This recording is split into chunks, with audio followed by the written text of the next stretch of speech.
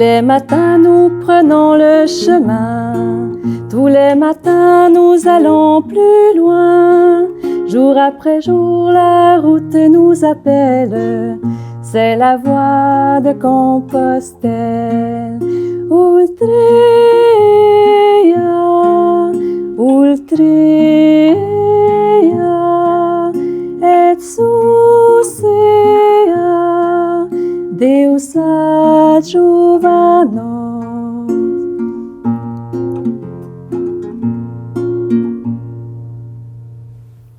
Merci, bienvenue chers amis. C'est tout en chanson qu'on démarre cette émission. Vous avez peut-être pas reconnu, mais ce chant est spécial. Ultrea, qu'est-ce que ça veut dire? Bienvenue d'abord à toi Myriam qui nous a fait ce beau chant. Merci pour cette introduction tout en douceur. Merci Marie-Josée. Myriam Benny, oui. Tu as vécu une expérience hors du commun. Vraiment. À l'automne dernier. Oui, je suis allée faire une partie du chemin de Compostelle en Espagne. Et le chant que tu viens de nous interpréter, il est spécifique au chemin. Oui. Tu veux nous en parler? C'est ça s'appelle Ultrea. C'est le chant des pèlerins de Compostelle. Celui qui a composé ça, c'est Jean-Claude Benazet, probablement un Français. Mais Ultrea, comme c'est écrit sur la gourde souvenir, Ultrea, ça veut dire plus loin. Et sucea, plus haut. Alors, c'était la salutation des premiers pèlerins. Plus loin, plus haut. On avance. On continue toujours. Oui. Myriam, tu as fait Compostelle. Tu es revenue avec des beaux yeux brillants.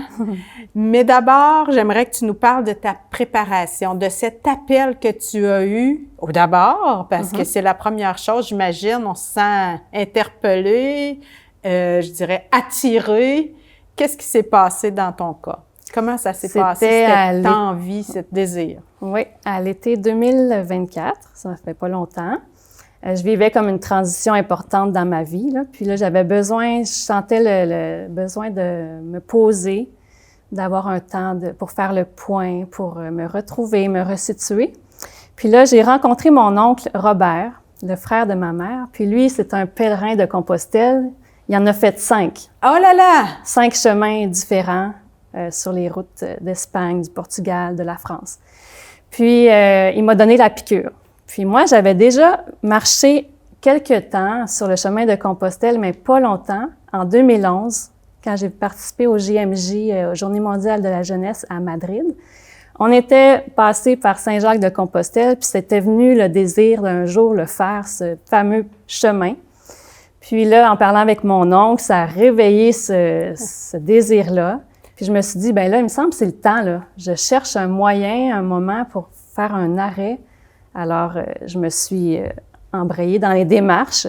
Puis je t'ai rencontrée aussi, puis tu m'en as parlé. Oui, tu as dit qu'il y avait une de tes connaissances qui accompagnait des groupes. Exact. Marilyn, elle a fait l'émission, elle aussi, à un moment donné.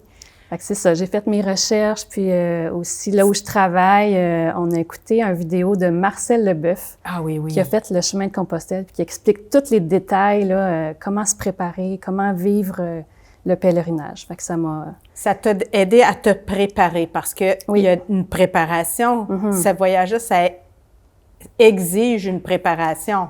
Oui, tout à fait. Qu'est-ce que tu as physiquement, fait on peut pas partir sans se préparer, s'entraîner. On nous proposait au moins les 3 derniers mois de se mettre en marche, marcher le plus longtemps possible à chaque jour. Moi, j'ai commencé par une demi-heure, puis je me suis rendue progressivement à 2 heures par jour. Avec mon équipement, le sac à dos, les bâtons de marche, puis là, j'ajoutais du poids à chaque semaine pour y aller progressivement. Donc, mais ça, c'est physiquement. Mais il y a aussi moi, je trouvais important de me préparer aussi spirituellement. Fait que ce que j'ai fait, c'est qu'il y a une chapelle d'adoration ici à Victoriaville, puis à chaque jour, je prenais un 10 minutes pour aller devant le Seigneur puis demander la grâce, là, demander la force, puis aussi qui me guide dans ça, là, dans cette démarche-là. Parce que pour toi, c'était vraiment une espèce de rendez-vous avec toi. Oui, tout à fait. Oui, vraiment un rendez-vous avec moi-même. J'avais besoin de... Tu étais dans une période de transition, puis tu avais besoin de voir clair dans ta vie. Oui. Alors, le grand jour est arrivé, Myriam. Tu as fait la connaissance de tout le groupe avec qui tu es partie. Vous êtes partis combien de personnes ensemble? On était 12 pèlerins avec le groupe de Spirito. Marilyn Harpin était notre accompagnatrice. On est parti le 22 août pour 3 semaines, puis on est revenu le 14 septembre. Puis, c'est ça, on s'était rencontrés seulement une fois, mais il manquait des personnes dans le groupe parce qu'il y en avait qui venaient du Nouveau-Brunswick. Ah oui, quand même. On ne pouvait pas je comprends. se déplacer juste pour quelques heures. Faire connaissance. Puis, mais c'est ça. Donc, on est parti dans l'inconnu. À l'aventure. La première semaine, c'est vraiment une semaine d'adaptation où là, justement, on apprend à se connaître. On marche pas toujours les 12 ensemble parce qu'on peut marcher seul, on peut partir à l'heure qu'on veut, arriver à l'heure qu'on veut à destination, à notre auberge. Puis, mais c'est ça, on dort ensemble, par exemple. On est dans un dortoir, dans les auberges qui sont on appelle ça un refuge de pèlerins. Alors là, souvent, c'était des lits superposés, puis on était les 12 ensemble. Fait que, c'est ce que je voulais dire. Ça prend des bouchons. Est-ce que ce sont des hôtels 4 étoiles? Non, mais j'ai toujours eu des bons lits, par exemple. Oui? Moi, j'ai un problème de dos, puis je me disais, ouf, j'espère que ça sera pas un problème, mais finalement, super. Très bien. Est-ce que tu avais des appréhensions, des peurs, justement, avant de partir? Puis comment ça s'est... Oui. Une de mes peurs, c'était justement d'avoir un trop gros bagage puis d'avoir un mal de dos. Puis c'est pour ça qu'avant, là, c'était toujours qu'est-ce que j'apporte pas. Ah oui. C'est le minimum, puis en même temps, il faut avoir l'essentiel. Fait que moi, j'ai réussi à avoir un bagage de 10 livres, 12 livres avec l'eau quand je remplissais mes gourdes. Tout est calculé. C'était correct, là, parce qu'il y en avait qui avaient le double de moi. Là. Je savais pas comment. Apporter. Je sais pas comment ils ont fait. Mais en tout cas, moi, c'était juste bien pour mon dos, ma situation. Et aussi mes pieds, parce que j'ai des orthèses. J'ai essayé 5 paires de chaussures durant l'année. Ah là là. Puis ça marchait jamais. Là, je me disais, il faut que je trouve. Laquelle j'apporte? Oui, il faut que je trouve, parce qu'il faut que je casse avant de partir. Là. Ah oui. Puis en tout cas, finalement, tout s'est bien passé. Aucun problème physique là-bas. Mais c'est ça, il fallait que... Tu as fait ta préparation. Les appréhensions, là, c'était est-ce que je vais être capable? Est-ce que mon sac va être trop lourd? Aussi, il y avait l'histoire des feux de forêt en Espagne qui nous ont menacés comme groupe. L'an dernier, on se rappelle qu'à cette période-là, il y avait des feux. Mm-hmm. Puis là, bien, on nous déconseillait d'y aller, là. Le gouvernement du Canada et le gouvernement de l'Espagne disaient aux pèlerins de Compostelle, restez chez vous, c'est trop dangereux. Mais finalement, nous, on se mettait au courant à chaque jour de l'évolution, là. Puis, on nous a laissés libres. Puis Marilyn, l'accompagnatrice, elle a dit, si vous venez, j'y vais. Fait qu'on a décidé, tout le monde, d'y aller quand même. Tout le monde, de risquer. Puis oui. Finalement, les feux se sont estompés, là. Nous, quand on est arrivé au lieu qui était plus dangereux, c'était fini, là. C'était terminé. Ah là là, c'est un acte de foi en partant. Oui.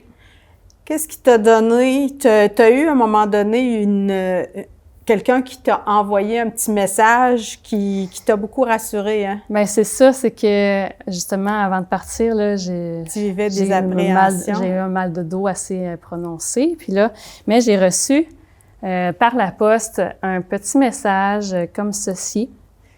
Une belle image qui est devenue mon fond d'écran de cellulaire durant toute la marche parce que ça dit « Où tu ne pourras pas marcher, Dieu te portera ». Puis là, on voit, dans le fond, Jésus qui porte une petite...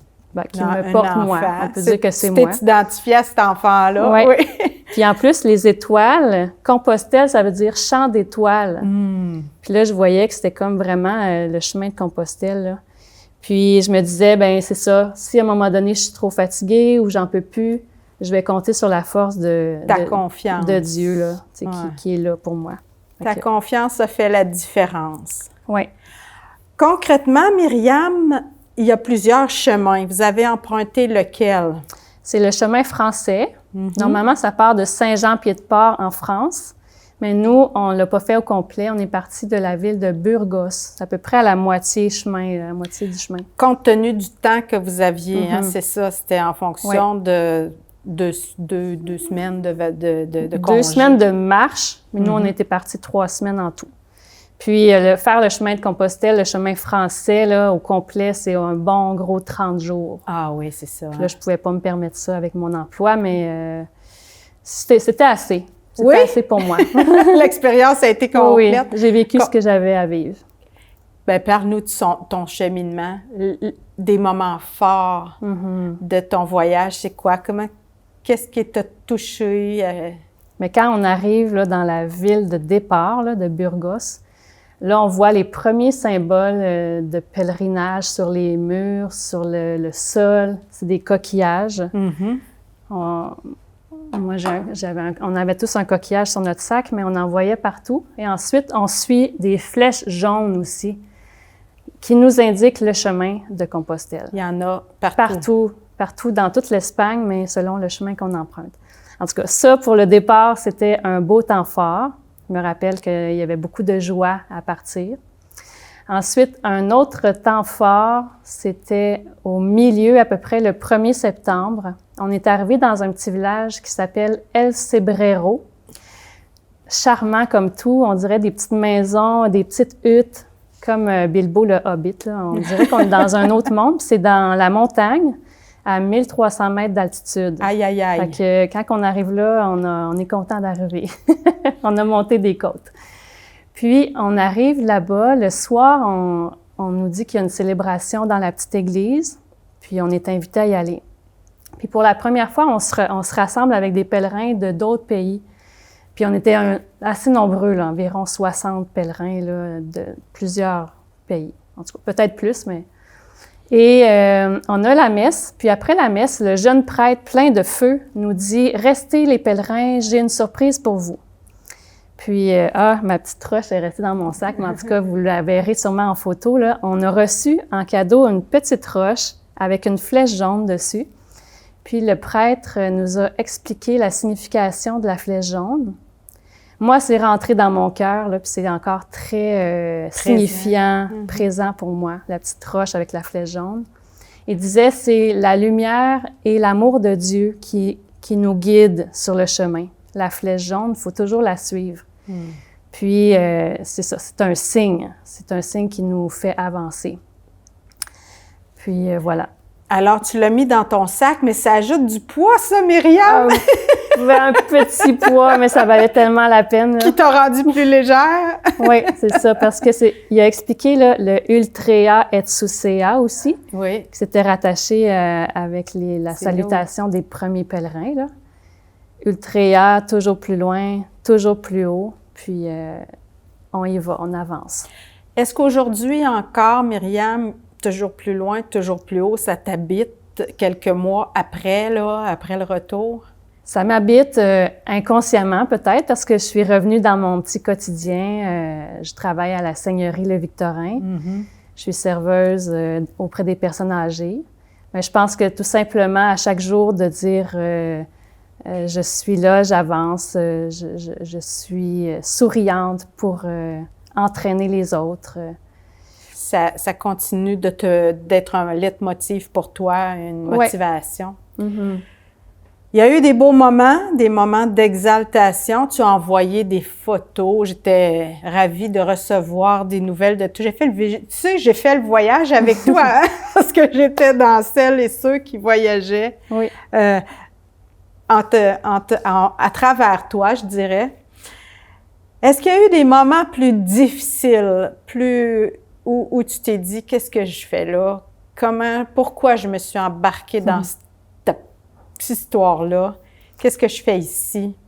En général, c'était de l'émerveillement, là. À chaque jour, j'étais émerveillée devant la beauté de l'expérience que je vivais, tout ce que je voyais. Mais il y a eu, je dirais, 2-3 journées là, plus dures, là, plus vraiment... Parce que la fatigue s'accumule. Mais on dort bien, parce que quand on se couche tôt et on dort. Oui. Hein. On dort, puis... mais c'est ça, la première journée de pluie, de grosse pluie, marcher un 20-25 km sous la pluie, il fait froid, les pieds tout mouillés, ça, c'était quand même exigeant. Ensuite, je me rappelle d'une journée, je me souviens plus de la date, mais j'étais écœurée, littéralement, de marcher, là. On avait marché à peu près 30 km cette journée-là, puis C'était comme plus que qui était annoncé, là. Puis, tellement fatiguée que j'ai même pas soupé avec les autres. Je suis allée dans ma chambre, Oui, dans le dortoir, toute seule. Puis j'ai dit, je me couche, j'ai besoin de juste être en silence puis me reposer, là. Le lendemain, c'était correct. Puis, la dernière journée pour se rendre à Saint-Jacques-de-Compostelle, on est parti très tôt dans la nuit, à 3 heures du matin, avec la lampe frontale. Mais là, les conditions étaient pas bonnes, là. Là aussi, il y avait de la pluie, en plus de la noirceur. On a pilé dans la boîte, on a marché pendant 5 ou 6 heures sans arrêt. On n'avait pas de toilette. On voulait pas arrêter aux toilettes parce qu'il pleuvait. Puis les restaurants, les petits bars, les petits cafés fermés. Fait que c'était ça a été une journée très difficile. Exigeant, mais la récompense était encore plus belle. Vous êtes arrivé donc sur le coup du midi, j'imagine? Un petit peu avant, là, peut-être vers 11 heures, mais on visait plus tôt, mais finalement, ça a été plus long. Oui. La route, mais c'est ça. Pour arriver à la messe des pèlerins, qui est à midi, à chaque jour, il y a une messe pour les pèlerins à Saint-Jacques-de-Compostelle. Dans la cathédrale? Dans la cathédrale. Puis là, ça, c'est un autre de mes moments forts. Durant la messe, il y a un immense encensoir qui s'appelle le Botta Fumero. Vous verrez une image aussi, là, sûrement, avec les photos. C'est gigantesque, puis c'est grandiose quand ils font aller l'ostensoir dans la cathédrale. Là. Moi, je suis venue émue. Puis c'était tellement beau avec la musique, là, en tout cas. Parce que tu es une musicienne, ça ajoute. Oui, c'est ça. Puis le symbole de l'encens, c'est la purification. C'est comme tout ce qui a été difficile. Comme si c'est... Ça s'envole en fumée. Puis là, on se rappelle juste qu'on a réussi l'exploit d'avoir marché tout ça, là. Puis on reçoit aussi un diplôme que j'ai apporté là-bas. Oui. Ça s'appelle la Compostella. Donc, on la reçoit avec la preuve qu'on est des pèlerins de Compostelle. Parce qu'à tout moment, durant le chemin, vous avez fait estampiller votre petit livret. Ça s'appelle la crédentiale, une crédentiale. À chaque jour, à chaque endroit où on passe, il y a des étampes à collectionner. Puis c'est la preuve qu'on est des pèlerins à pied et qu'on a marché au moins les 100 derniers kilomètres qui nous donne accès à avoir ce fameux diplôme-là qui atteste notre marche de pèlerin. Une fois qu'on est à la cathédrale de Compostelle, qu'on voit s'envoler en fumée tous les soucis et les ennuis, est-ce que c'est fini? La marche commence!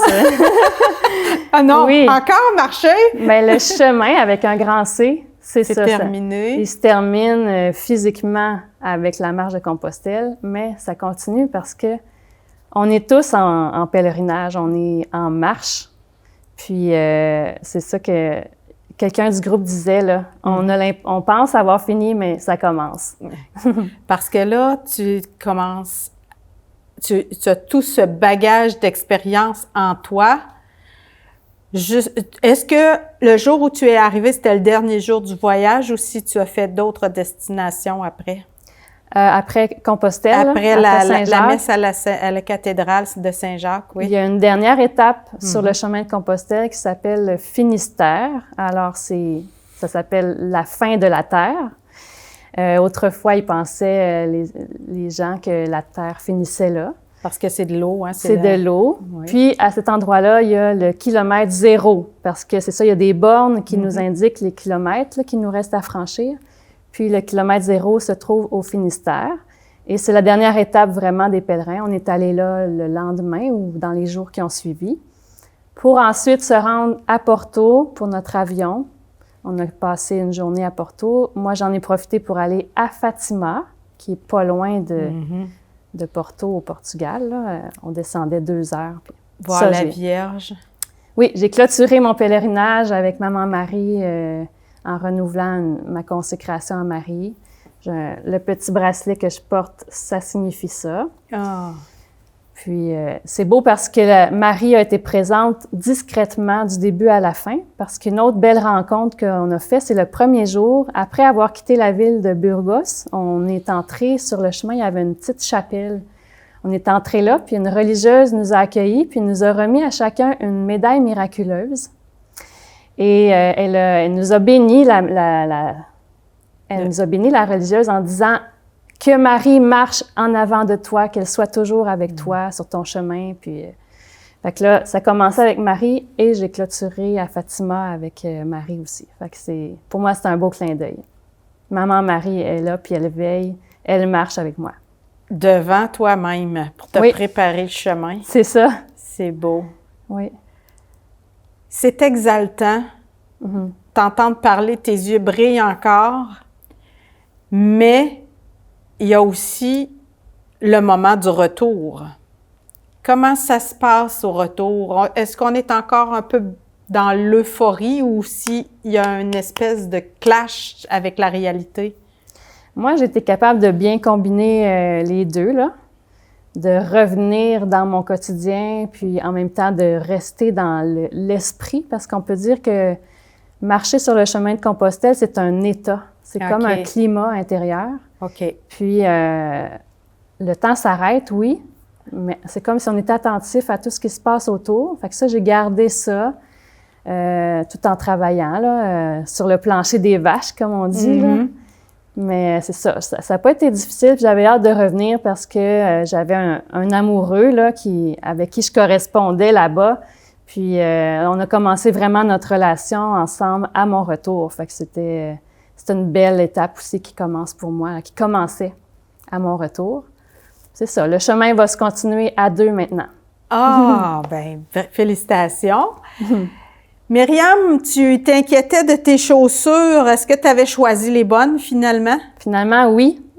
J'ai eu des très bons conseils de mon oncle Robert, qui avait beaucoup d'expérience. Il m'avait dit, Myriam, il faut que tu aies une chaussure qui respire, que... Tu n'as pas eu de problème de pied parce que c'est souvent l'ennui, hein? Les gens ont des blessures aux pieds, puis c'est ce qui crée le plus de problèmes pour la suite de la marche. Dans le groupe, là, je dirais que je suis presque la seule qui n'a pas eu de problème. Là. Quand même! Parce que les autres, ils ont eu des ampoules, puis même si c'était assez grave pour certains. Ah oui, c'est ça. Mais je pense que mon truc, c'est les deux petits paires de bas. Ah, OK. Les deux petites paires de bas que je changeais souvent. Mes bas supports, avec l'autre petite paire de bas, ça me permettait de ne pas frotter, puis de pas... En tout cas, j'ai été bénie, là. Je sais que... C'est sûrement ça là, qui s'est réalisé pour moi. Mais en tout cas, je remercie mon oncle pour ses bons conseils. Puis, chaque jour, on se l'est dit tout à l'heure, tu envoyais des photos, un résumé de ta journée. Est-ce que ça t'a aidé à t'intérioriser aussi? Moi, quand j'étais ici puis je recevais ça, je me disais, est-ce que Myriam profite vraiment de chaque moment? Comment tu conjuguais avec l'extérieur? Parce qu'il y en a qui ont besoin pour aller à l'intérieur de couper beaucoup avec l'extérieur. Comment, dans ton cas, ça s'est J'aurais voulu vivre le pèlerinage sans mon téléphone, puis vraiment pas m'en occuper. Mais j'ai commencé dans mon émerveillement, mon emballement, à prendre des photos de tout ce que je voyais. Puis là, j'ai créé un groupe sur Messenger. Puis en fait, je me suis dit, mon Dieu, c'est tellement extraordinaire qu'est-ce que je vis que je vais en faire un témoignage d'émerveillement puis de gratitude pour tout ce que je vois et je vis. C'est complètement différent. Alors là, bien, ce que je pensais être une vacance de mon cellulaire, finalement, j'en ai eu besoin souvent. Puis, ça me prenait du temps le soir aussi pour sélectionner les photos, faire un résumé. Mais je suis très contente parce que c'était mon journal, finalement. Ça m'a aidé à faire le résumé de ma journée, faire le point, puis de partager ça avec mes amis. Chaque jour, il arrivait quelque chose, Myriam. J'ai l'impression que, à t'avoir suivi comme ça, j'ai eu l'impression que chaque jour avait... alors qu'on peut penser que c'est la monotonie, hein, parce que c'est la marche, un pas devant l'autre, un pas devant l'autre, mais Je pense que à ta grande surprise, il y a eu beaucoup de choses chaque jour. À ma grande surprise, il y a eu des surprises. C'est ça, le chemin de Compostelle, c'est on passe d'un petit village à l'autre. Oui. Alors là, c'est jamais pareil d'une place à l'autre. Les décorations, les animaux qu'on croise, les gens. Il y a des personnes qui sont sur le chemin juste pour faire de l'ambiance, si on veut, là. Ils sont là avec leur musique, Quand même. leur artisanat aussi, puis les étampes. Ah ouais. Alors là, puis on rencontre aussi d'autres pèlerins. C'est Plus sûr. on approche de Saint-Jacques, plus il y en a. Puis, bon. Qui convergent de toutes sortes de points de... Moi, j'ai choisi de marcher plus seule parce que j'aurais pu justement m'éparpiller puis rencontrer plein de gens. Faire la route. Je suis une fille sociable puis j'aurais aimé ça. Mais j'ai choisi de vraiment marcher en silence parce que j'avais besoin de me retrouver. J'avais des questions à me poser, je voulais prier, je voulais juste prendre le temps. Puis une de mes grâces, c'est justement d'apprivoiser ma solitude parce que j'étais pas bien en étant seule avant. Puis durant le chemin de Compostelle, ça a été un cadeau là, que le chemin m'a fait de me retrouver seule en silence puis d'être bien, d'être en paix. C'est tout un cadeau. Oui, vraiment. Je te laisse le mot de la fin, Myriam. Tu avais envie de partager ton enthousiasme par une petite salutation. Alors, je vous salue, mesdames, messieurs. Je te remercie, Myriam, de nous avoir partagé ton chemin. Merci de toutes ces expériences, de tous ces objets. On va en voir quelques-uns un petit peu plus profondément, puis je te laisse la salutation de la fin. Ben oui, on se saluait toujours en disant « Buen camino », ça veut dire « bon chemin ». Ben, bon chemin à tous, à la semaine prochaine.